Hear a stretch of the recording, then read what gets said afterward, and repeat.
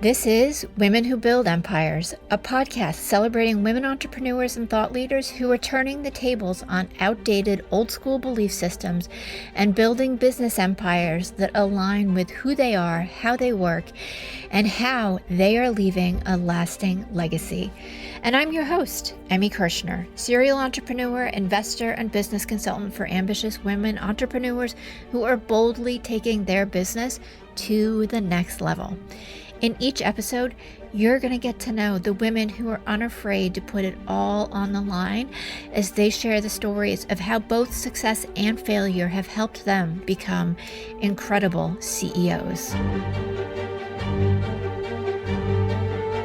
Hey, Empresses. If anybody was going to embody feminine leadership in such an amazing and powerful way, my guest and my client, Jen McLamb, the owner and founder of Vital Touch Wellness, is that person. She is an incredible powerhouse, yet quiet and soft-spoken. And one of the things that I love about Jen is that she takes the time to check in before responding and before she makes big decisions.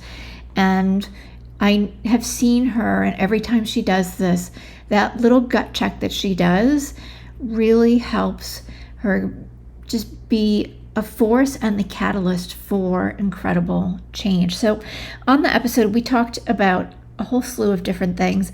Jen has been in business and just celebrated her 20th anniversary.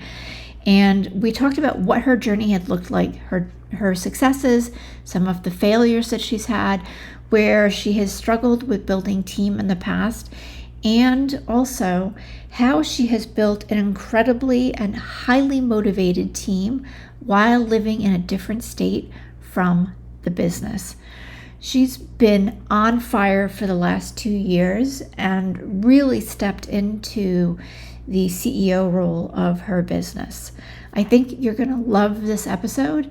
And if you want to experience growth just like Jen's, without the stress, without the burnout, in a way that is sustainable and more profitable for you, feel free to hop on a Rev Up Your Revenue audit with me. The link is in the bio, and in 30 minutes or less, we are going to find at least 3 different ways that you can increase your revenue, reduce the amount of time that you're working, and help find places where you can delegate and or have more support in your life. So go ahead and find that in the show notes and hop on my calendar now because there's only a few spots open. Hey, Jen, I am so glad that we finally got you on the podcast.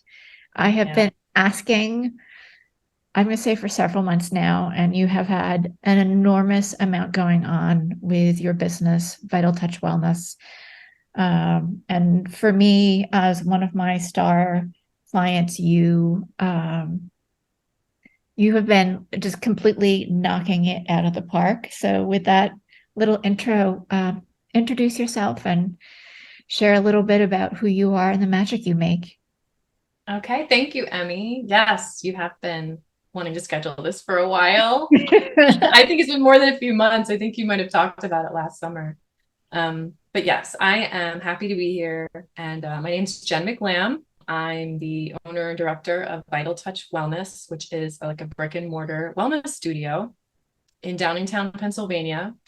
And we offer massage therapy and yoga classes and other services to support mind-body healing and help people transform their health. What do you see as the biggest changes in people, like when they're getting regular body work? Since I don't see clients as much anymore, I kind of have to go by, kind of have to think back. I mean, first and foremost, the easiest thing to see and hear is when people have come in with a specific issue that's been bothering them, something that's painful or stiff, and they feel relief from it. So that's like the most physical change. Well, I can share as an avid I body. know, I just don't know how to put it into words. Yeah. I mean, for me, it's just about staying healthy. Like I know when I have body work regularly, I don't get sick as often. I have less stress, less pain, and I just feel better overall. Yeah. But let's circle back into like your story and your journey.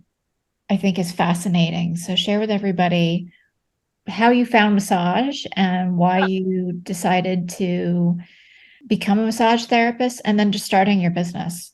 You just celebrated 20 years in April. Yes. We just celebrated 20 years in business, opened up in 2003. I became a massage therapist even before that, when I was at the young age of 23 years old. And it wasn't something that I grew up thinking I wanted to do, because when I grew up, that it was not a thing. Like massage therapy was not something that people did in the little community I grew up in Lancaster County, Pennsylvania. So I'd never really heard of it before. I went to college, and I was like typical college bound student, great, like loved going to school, got good grades, went to Penn State University, and then really hit a wall. I had no idea how hard it was going to be for me emotionally to transition from this like small community I grew up in to this giant campus. And so I had like my first experience with depression when I got up there, and I was trying to manage that, and trying to hit the books and trying to figure out how to like meet, I guess, make meaningful connections within this huge population of people. And one of the things that drew me to massage was actually dance. So I didn't know what I was going to school for. I was kind of like taking general classes to figure it out, because I loved everything. I loved like everything, and I couldn't decide what I wanted to focus on. But so as I was doing all this, I lived in this dorm that was across from this gymnasium, and every single day there would be this drumming that would come out of the windows of the gymnasium. So I'd be walking back from class to my dorm, and I'd hear this like African drumming, these rhythms like live, like coming out of the building, and it just sounded so like passionate and alive, and I wanted to know what was going on there. So I realized it was an African dance class. So I ended up signing up for one, and it was amazing. It was so amazing to like get away. I didn't realize I needed it. Like I wasn't self-aware back then to know I need a break. I need some stress relief. I need to connect to my body. Like I didn't know any of those things, but Right. that's what it did for me, just to be in my body and be moving and exploring and hearing the music, and in the moment and just having fun. So I started minoring in dance and taking some classes, and I ended up injuring my back, not in dance, but just from something else. And one of my dance instructors was like, "You should get a massage." And I'm like, "What? Never did that before." So I went to get a massage, and that was the first time I ever experienced it. And it wasn't like in that moment, I didn't have like this like flash go off that it was something I wanted to do, but it just planted a seed. So, it helped me, it helped my body. I felt better. And when I was ready to leave college, when I knew that I just did not, it just wasn't the path for me, Mhm. that seed was there. So I decided I wanted to explore massage therapy. That's a long answer. That's the perfect answer. Yeah, that's a long answer. You start taking courses to become a massage therapist. And Yeah, my whole world like opened up. Like I had no idea. Like I grew up in rural Lancaster County.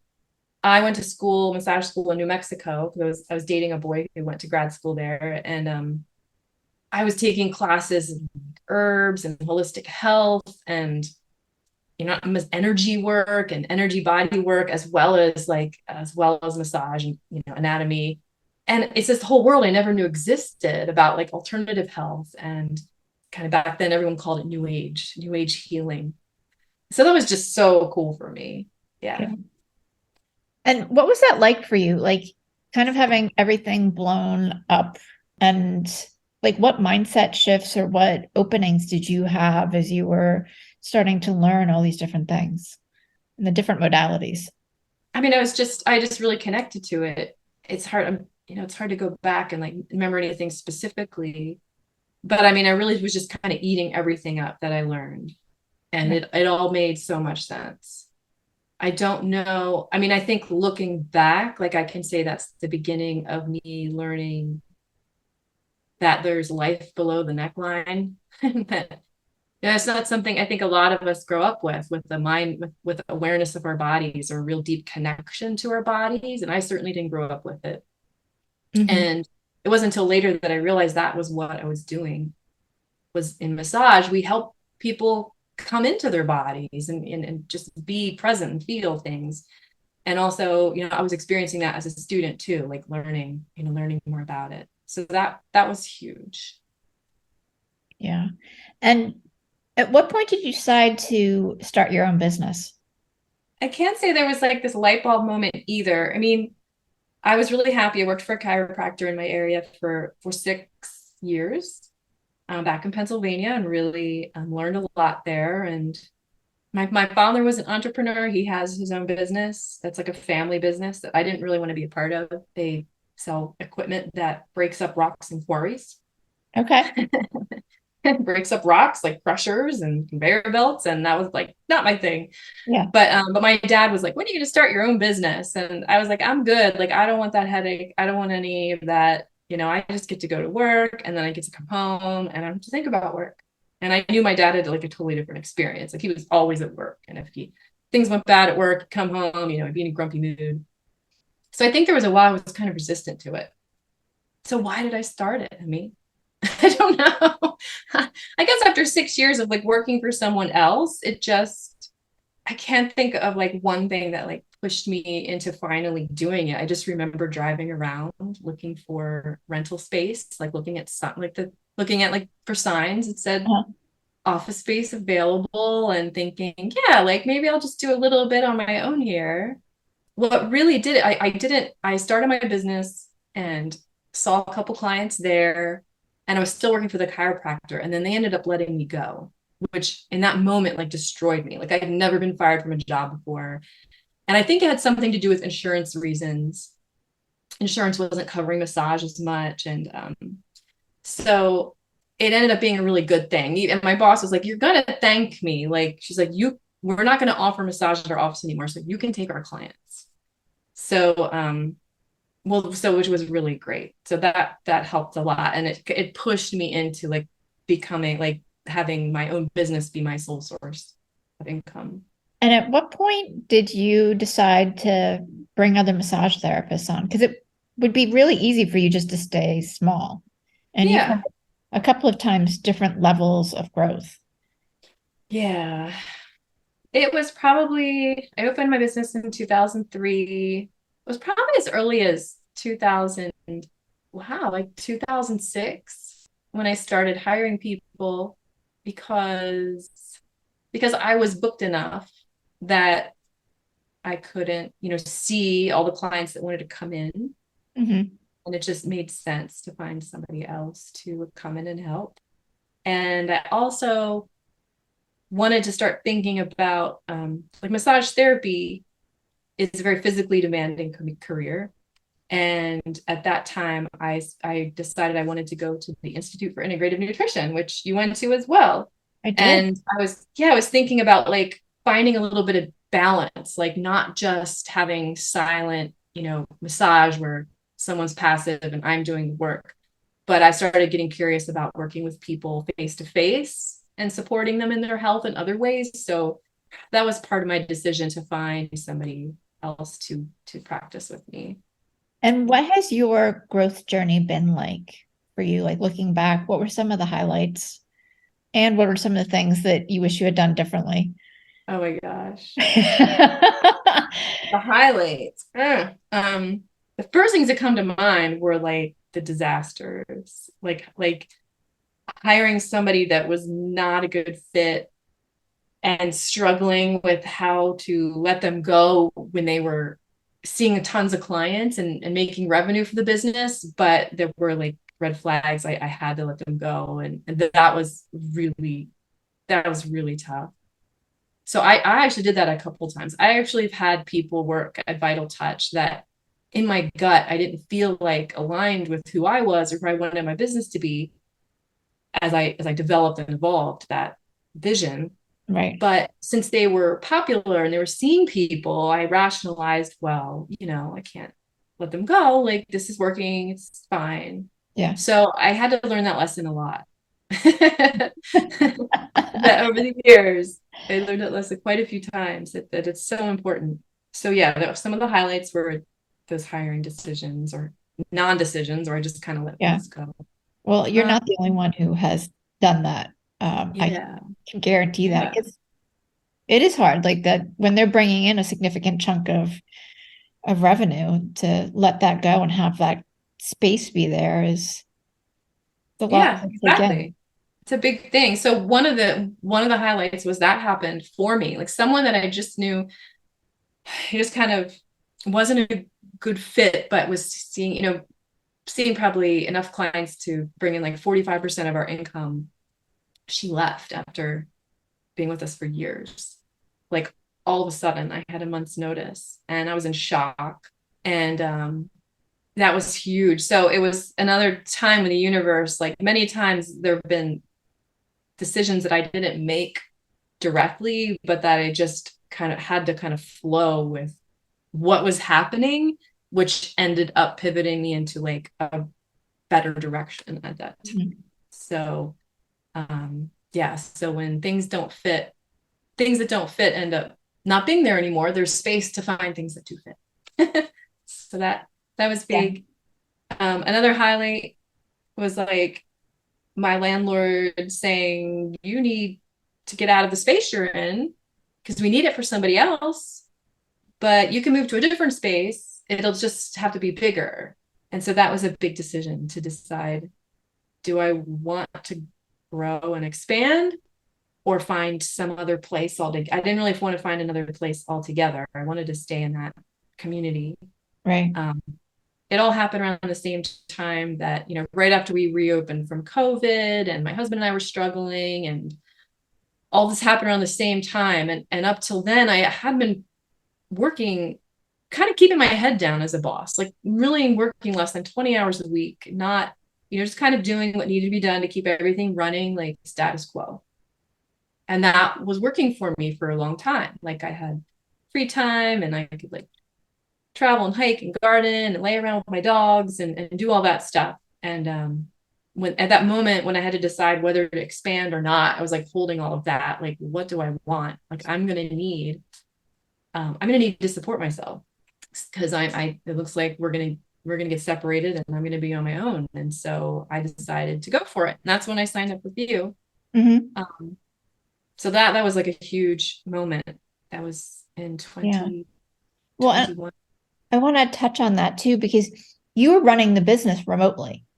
Like Vital Touch Wellness is in Pennsylvania and you were living in upstate New York.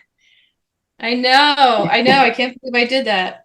Yeah, we moved and I moved so I could start a new training program. I wanted to start a different chapter in my career and do more counseling. And we moved up about a year before COVID happened. So I didn't get to put down the roots that I wanted to in that area in New York.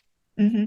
But I had kept my business in Pennsylvania because it was making some income.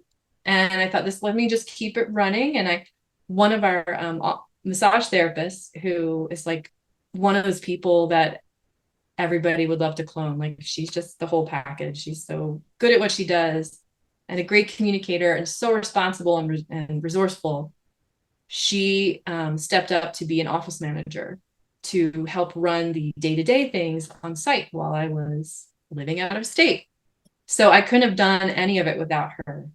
And yeah, so she kept it running while I came back every month or two to be on site, and until I decided to expand and move back to Pennsylvania.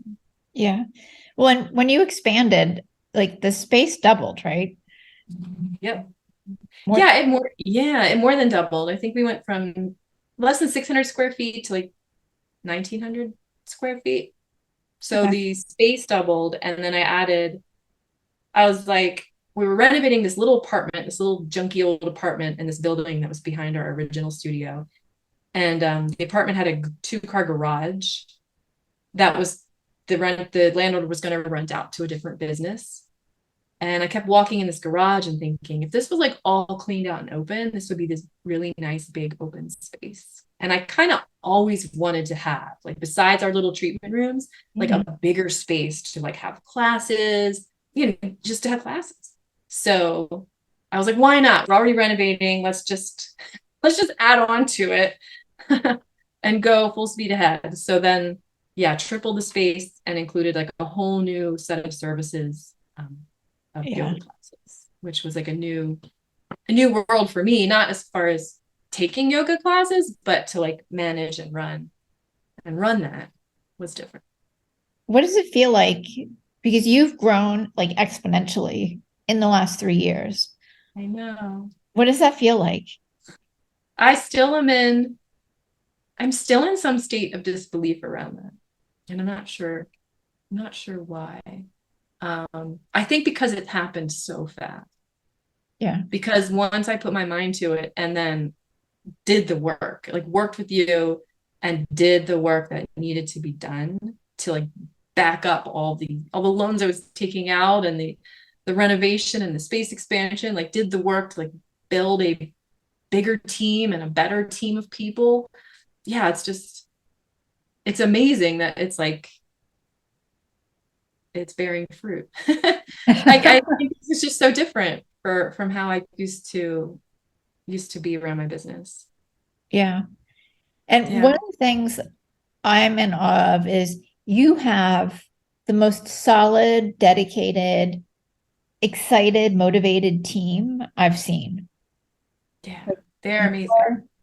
Massage therapists, your admin people, your yoga teachers, like they really care about what they're doing and being excellent. So, what's your secret? My secret. Yeah. Well, it helps that the field I am in is about self-care and that we want our clients to take care of themselves, to come in and get massages or take yoga or do things at home to like support their health. And so I recognized really early on that I could walk the talk and be and do for myself what I encourage my clients to do as best as I could. And then that, because I'm giving them feedback. So I would kind of hear like, oh yeah, I could take it to heart, me too. And so then when I started hiring people 15 years ago, I wanted that to be part of it. I wanted to encourage them also to take care of themselves. Like I said, massage is so physically demanding and emotionally demanding.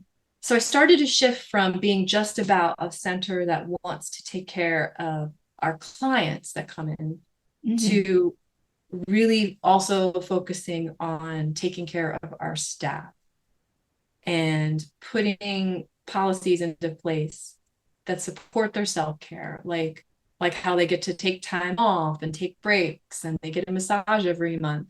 And also that kept evolving until I expanded. And then once I stepped back from seeing my own clients as much, I felt like my primary job was taking care of my staff and supporting them and taking care of themselves and growing and providing what they need to do the best work that they can at our studio and making them feel like when they feel good to come to work, that's going to expand and translate right into their clients. Right. So it's so important to create like this positive atmosphere. So I really did so much more in terms of team development and community building. And so when we meet once a month, the yoga team and the massage team, we start with a little meditation and we start with sharing what we're grateful for, which is something I got from Brene Brown. So she says she starts every meeting. I don't know if she still does this with her team. And they go around and they talk about something they're grateful for. And it takes everybody kind of out of what they were doing in that before that moment and takes everybody into the present moment and kind of helps them connect to their heart a little bit and a space of like caring for themselves and each other. And it just really changes the energy of the space before we start our meeting. And I think that has been a really big part of knitting everyone together in a really positive way. So that's another thing. Yeah, you never asked me this question before so broadly. So I'm like, it's kind of fun to think of all the things. Yeah. Well, That, in our calls, we're yeah. usually talking about the individuals. Yeah, individuals or just very specific things. But yeah, I really, Yeah. so there's a And lot of things that I do. Everyone feels like they can be heard. Another thing that's really good is I am not the only boss.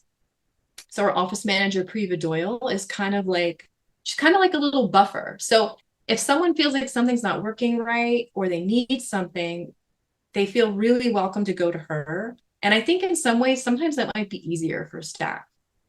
It might be a little harder for staff to like go straight to the top when they have a problem or an issue, or they may be like, I don't want to bother her, or, maybe this is like blah, blah, blah. And I think that's really important too. That they have somebody who's working right alongside them that they can go to for whatever they need, like a logistical question or anything that's going on for them. mm-hmm. So I think that helps everyone feel like, feel really good. As I said, you have an incredible team, and I know they I'm are. so like it's been so fun for me to watch you grow and to bring all these people on and really put together the personalities and love up on each person so that person can grow into his or her best self and be able to practice at the highest level. It is exciting. And I couldn't have done so much of this without your guidance. Like I remember when I moved into the new space and I wanted 2 new massage therapists because we'd have to, in order to pay for all of it, we had to grow. We had to like have more good staff to like be there and see all the clients we needed to see. And I was nervous because massage therapists are hard to hire. There's so much competition. And I couldn't just do it the way I always had done it, where you just put a job ad and they're all competing with each other to get the job. It's not like that anymore. It's like I had to compete with employers to get the good therapist. Right. So you like coached me through that in terms of how to write the description and how to like present it at job fairs in this whole like this beautiful way to kind of like flip the script. And yeah, I think it's worked incredibly, like when it comes to recruiting. And then you've helped me like when it comes to like team development and like onboarding people, just like systematizing that and like taking what works and making that like part of our normal system. So yeah, that's been good. Yeah, it's been fun to watch, like I said. Or how do you see yourself changing as the business owner over the last couple of years? Oh, like so much. The last couple of years, like the first 15 years owning Vital Touch was one way. And then the last few years, I changed so much. I've just taken more ownership in it and I've taken on much more responsibility instead of like having someone work there and hope they do a good job. I'm just like so much more hands-on and I think it really had to do with my own personal growth and being able to come through the pieces of my personal process, my childhood, etc., that were inhibiting my power and my leadership abilities and wanting me to stay comfortable and just lay low and just have like a small job and a quiet job. And I came through a lot personally that I think has enabled me to step into something that I couldn't have 5 years ago. One of the things that I love seeing in your growth is how you're running the business differently and how you're doing projections and like you're really familiar with all your KPIs and you're measuring and you move things around a little bit to make sure that you're measuring them in the best way possible so that you can then fill in with the people and the services that really make a difference in the area. And that's been really, really cool. And I mean, you frequently are leading conversation in, our group calls or when we were together for the CEO retreat weekends. Yeah, that's been a really good opportunity to experiment with having a voice and um, having faith in myself and what I know and what I've learned, and sharing it amongst a group of other women who, like, we're all supporting each other to succeed in what we do. So I know it's just this, like, yeah, just a really welcome environment for that. Yeah. So that's been good. And I love my Google spreadsheets. I never used Excel. I was not a big fan of it. And then I think I started using Google Sheets after working with you and to track the KPIs. And now I'm like creating my own to track I other know. things. I know. I love it. I love it. Yeah. I never loved that. I'm geeking out on all of that. Well, it's So, yeah. knowledge is power. It is. It really is. If you don't know your numbers, clearly, like, yeah, I have less fear about my business, and I know more about what's going to happen because I can, like, see it all on paper. And so when I have a moment where, like, oh no, like we had a really bad day, like it's been slow, or this whole week is slow, or like what's going on, and then I could, we had 3 cancellations, and I could easily go into panic, and I don't at all anymore because I'm not thinking just day to day. I can look at my quarter, my month, my year, and, like, see, like, we're fine. Like, this is like a little dip, and I'm looking at, like, the broader numbers and seeing more of the big picture. It Yeah. keeps me from having just, like, small daily meltdowns. It is. Yeah. Yeah, because as a business owner, you can just get pulled in, like, so many different directions. Like, oh, this was a good thing that happened. Oh no, this is a bad thing that happened. And it's like you can just feel so stretched thin. And I think, like you said, that knowledge of like knowing my business in a whole different way, which was so intimidating to think about when I first started working with you. I'm like, oh, I felt like a mountain to climb. But now that I'm at the top, I'm like, I can just see things in such a different way and know where I need to put my energy instead of just being pulled in, like, all these different directions. Yeah. Yeah, it is powerful. Yeah. When you come very prepared to our calls. I'm like the teacher's pet. Not always. Sometimes I'm, like, sliding in, like, all frazzled, and I'm like, I don't know what's happening today. But Everybody has that. I I want try to, to be mindful. yeah, I want to shift gears a little bit Okay. in because you are certified, I think that's the right terminology, in somatic therapy. And I'd love to know a little bit more about that. Okay. Yes. I Yes. don't, I'm I a don't think registered. What's that? I said I don't think people really know what it is or how it can help them. I So know. What is that? What's a let's somatic share. therapist? What does that mean? I don't know what it means. Somatic means of the body. So I'm a of the body therapist. But, like, even that, like, what does that mean? So I'm a registered somatic expressive movement therapist. That's a mouthful. So sometimes I just tell people I'm a registered somatic therapist. Um, that's what I went to New York to train for. And I got additional training in body centered psychotherapy, graduated from that program. And so somatic therapy on its face can kind of look like talk therapy, but it's really very different. And as a somatic therapist, I work with clients who might come in with physical issues that they want to talk about, or they might want to talk about, like, some, issues going on in their lives. And what I help people do is process the emotions that get triggered on a regular basis by integrating what's happening in our heads about all of it with what's happening in our bodies, and really helping people feel more integrated by recognizing um, the very physical way that our bodies respond to everything, every thought, every experience, every memory. And so I help people process and digest those things so that they can come to a different place. and feel like they have more room for themselves, more room for their feelings, have a kinder relationship with themselves and their bodies. And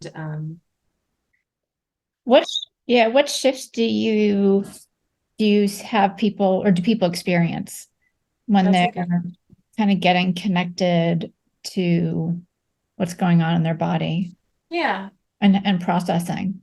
yeah. Well, I'll talk about a client I had recently. She came in and wanted to share about some physical muscle tension she was having. And she was also feeling really nervous about making a transition in her life. And as we were talking through that, what I used was some visualization techniques to have her embody different pieces of what she was feeling. And she came to a place of having less tension, having much muscle tension, and also feeling less afraid of what was going to happen in her life. That's pretty powerful. I think everything, I mean, really, everything that we're afraid of already happened to us. That's why we're afraid it's going to happen, because at some point in our lives, in some way, something did happen. Like, I'm going to be abandoned in this relationship. Well, we must have experienced the feeling of abandonment before, and we know the signals and we're looking for it. Or Mhm. if I do really well, I'm going to lose everything. Like, I'm afraid to like do a good job or recognize I'm doing a good job, because then it's going to fall apart. So at some point in our lives, it must have fallen apart. And so if we're able to connect in some way with these memories, maybe they're just a body memory. Maybe we don't really know what happened. It's just something we learned and experienced. But if we can connect with them, we can help finish. They're like these little unfinished places that we can help finish, Mhm. so that we can move through life with less fear and have more of ourselves and more of our power. And when you're doing that work, is there moving through each piece? Because I mean, it's at least with the work I've done, there's layers, but it becomes more permanent, correct? Like they've processed whatever the fear is or whatever they're holding, Well, or is it's I'd more like to empty, say huh? yes. And I've had this conversation with like my own trainers and therapists, is that a lot of times what we come up against in ourselves, the way we fight ourselves or the way we hold ourselves back, it might be part of our process for the rest of our lives. It's just that we can live it differently when we learn to be aware that it's happening, and then address all the underlying needs that come up with it, and really flesh that out, so that the next time it comes up and the next time it comes up, Mhm. we're able to just live it differently. We might experience it as a feeling that we don't act on anymore, and be like, oh, there's that fear. Hi, fear. I know why you're here. Got it. I'll take a couple breaths here with you. um, and just be there with ourselves in whatever way that we need to be there. And what does happen that is more permanent, I think, is the amount of body and the ground you get to have. Because Mhm. once you start connecting with these things, it kind of goes back to what I talked about in the beginning, is like just living our lives from the heads up. And that's a very safe place. And for a lot of people, it doesn't feel safe to feel their feelings in their body. Some people are terrified of that. So the more that we can build a container for the intensity of these feelings, and know that that's just all they are. Like, our feelings are not a problem. It's the way we feel about our feelings that's the problem. It's the way we feel about them, and then the way we react to them. And then, but once we are able to build a container for the intensity of everything that we're feeling, then we can just meet each feeling as a moment to moment experience in ourselves, and it flows.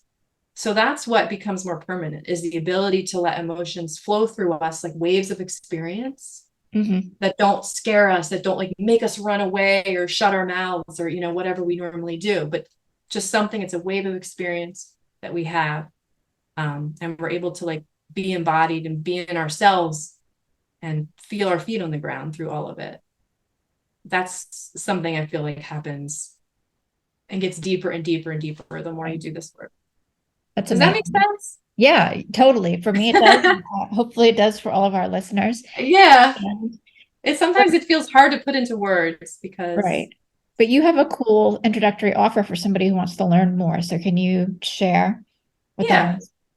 Yeah, for someone who's never tried somatic therapy before, I would love to work with you. And especially if you're like, especially if someone's another like a business owner and just knows that there's these habits or patterns that they have that are holding them back. I am really curious about that. So I work with clients over Zoom as well as in person.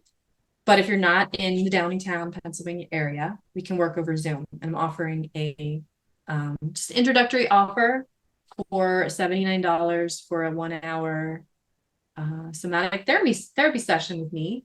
All right. And yeah, that can look like I talked about that one client. We did some visualization, which is really powerful. Like things that we imagine in our minds can have a profound physiological effect on our bodies. Absolutely. And we also sometimes might do a little bit of drawing or sketching just to help process things, or might do a little bit of journaling as well. So yeah, you can see more about that on my website at vitaltouchwellness.com. And under services, you can read more about my somatic therapy practice. Right. And we'll put the link in the show notes for everybody too. Jen, this has been fantastic, and I'm so grateful that we got to have you on. Thank you. In addition to the website, where's the best place for people to connect with you and Vital Touch? In addition to the website, we are on Instagram and we are on Facebook. Okay. And I can't remember this address off the top of my head, but I'm sure it's Vital Touch Wellness of some variety. Yeah. Yeah. So, awesome. And we'll have those links This in the is show good. notes. Thank you for having me, Emmy. I really I always enjoyed talking to you, so this felt pretty comfortable. Awesome. Thank you. It's my hope that you find at least one nugget of value in each episode of Women Who Build Empires. And if that's true, please follow and share Women Who Build Empires with your friends and leave a review on Apple Podcast. Your support is what will help this podcast be found by more women just like you.